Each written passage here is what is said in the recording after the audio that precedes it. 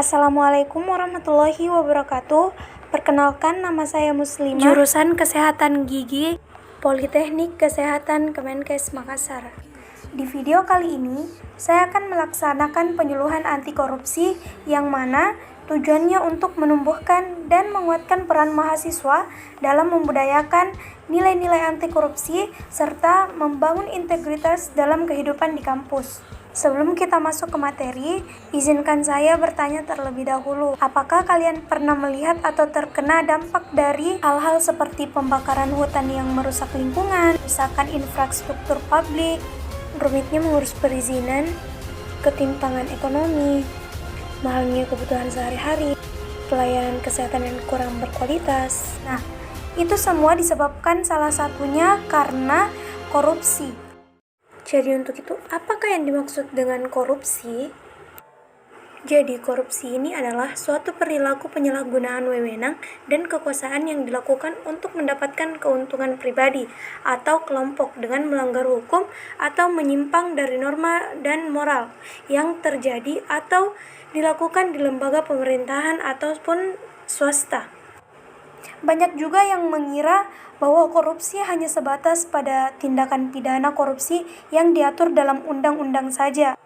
Maka tak jarang jika kita mendengar kata korupsi, maka perhatian kita tertuju pada bidang hukum dan politik saja. Dalam Undang-Undang Nomor 31 Tahun 1999 dan Undang-Undang Nomor 20 Tahun 2011 tentang pemberantasan tindak pidana korupsi.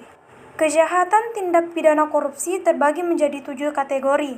Yang pertama merugikan keuangan negara, yang kedua suap menyuap, yang ketiga penggelapan dalam jabatan, yang keempat pemerasan, yang kelima perbuatan curang, yang keenam benturan kepentingan dalam pengadaan, dan yang ketujuh adalah gratifikasi.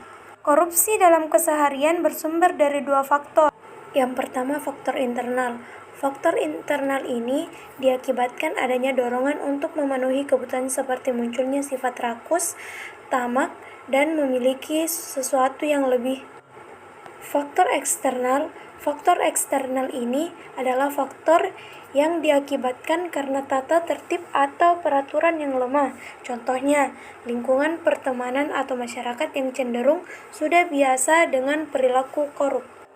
Nah, karena luasnya pengertian korupsi, maka korupsi berkompeten terjadi dalam seluruh aspek pendidikan dan sosial. Contohnya seperti memberikan analisis atau diagnosa medis palsu atau penggelembungan anggaran untuk membeli alat kesehatan. Lalu korupsi di bidang sosial dan ekonomi. Contohnya menyebarkan fitnah dan kebohongan atau dengan menghindar untuk membayar.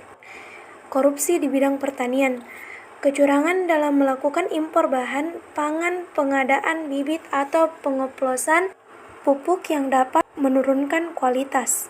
Adapun perilaku koruptif di lingkungan kampus yaitu dengan plagiat, titip absen, dan mencontek. Nah, cara kita sebagai mahasiswa untuk melawan korupsi dengan belajar mengenali perilaku korupsi melalui dengan membaca buku, menambah wawasan melalui media menonton film, edukasi berdiskusi dengan kelompok, studi dosen dan komunitas yang memberikan perhatian pada masalah dan membangun karakter berintegritas melalui academic integrity.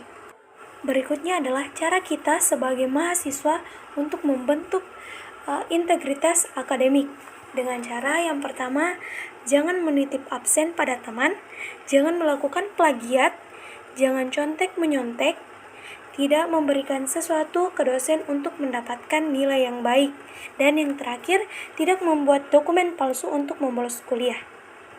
Selamat Hari Anti Korupsi Sedunia tahun 2022. Indonesia pulih, bersatu lawan korupsi. Baiklah, mungkin itu saja yang dapat saya sampaikan. Kurang dan lebihnya mohon dimaafkan. Wabillahi taufiq wal hidayah. Wassalamualaikum warahmatullahi wabarakatuh. Terima kasih.